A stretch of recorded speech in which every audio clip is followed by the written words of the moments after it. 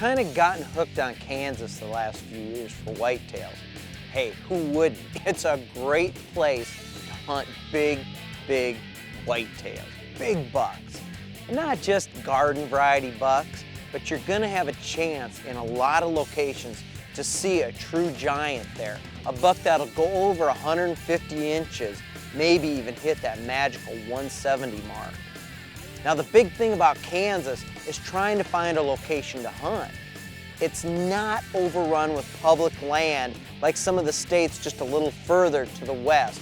Colorado, Wyoming, Montana, Idaho, lots of public land out there.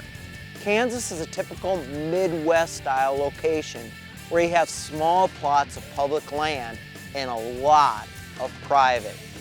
Still, if you work hard enough, make enough connections, you don't need a lot of land to hunt. You can find a small parcel of land, work your way in. 200 acres is more than enough to land yourself a giant. One of the things I've done out here is place stands for all the wind directions, because it can be different all the time, just to give myself a fair chance on any day. Well, the winds are picking up here in Kansas. We had a windy day on our first day yesterday.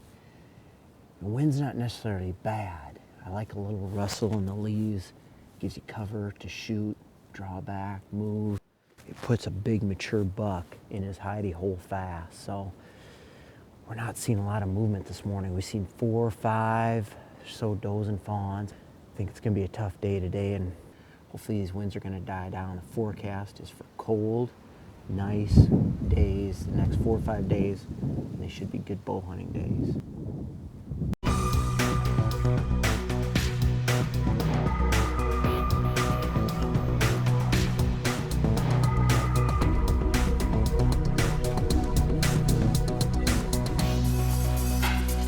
When the weather finally broke, it got cold and clear and calm. And I thought the deer were just gonna tear up the woods. I thought wrong.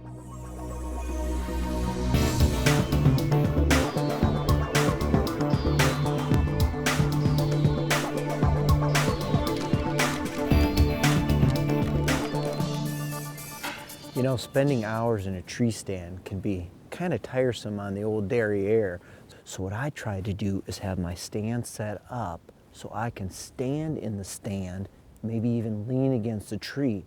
That way I've got a lot more mobility to shoot a 360-degree range, and you're gonna get a lot more shooting opportunities when bucks are wild and on the run. Now, even the best of us have to sit down from time to time. We gotta rest our legs.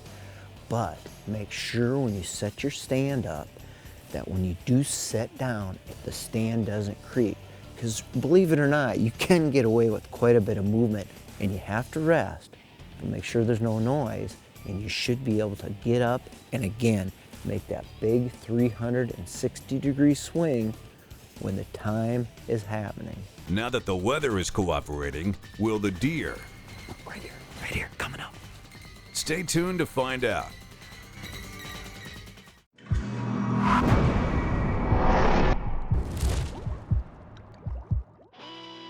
Have you ever been up in your tree stand and moved a little bit too much and spooked a deer down below?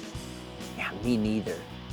But if you ever do, here's some ways you can cover yourself. Now, deer, unless they smell you, they really don't know what they're seeing up there. They've just caught movement, right? They're not Einsteins. They're not smarter than you and I. Well, maybe some are, but most aren't. Most just see movement and think of it as danger.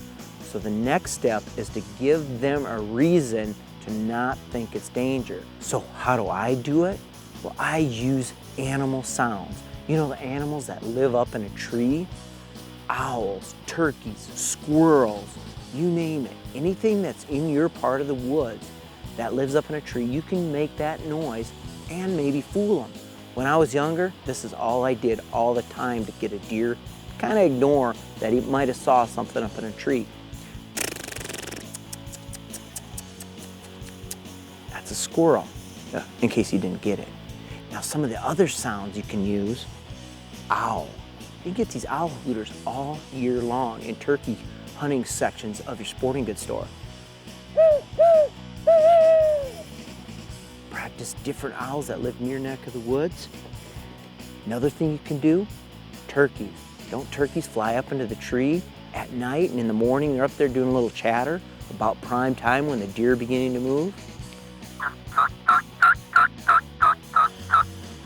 Sure, I might not win a turkey calling contest, but I might fool a deer. Now here's another good one that just kind of throws a deer off.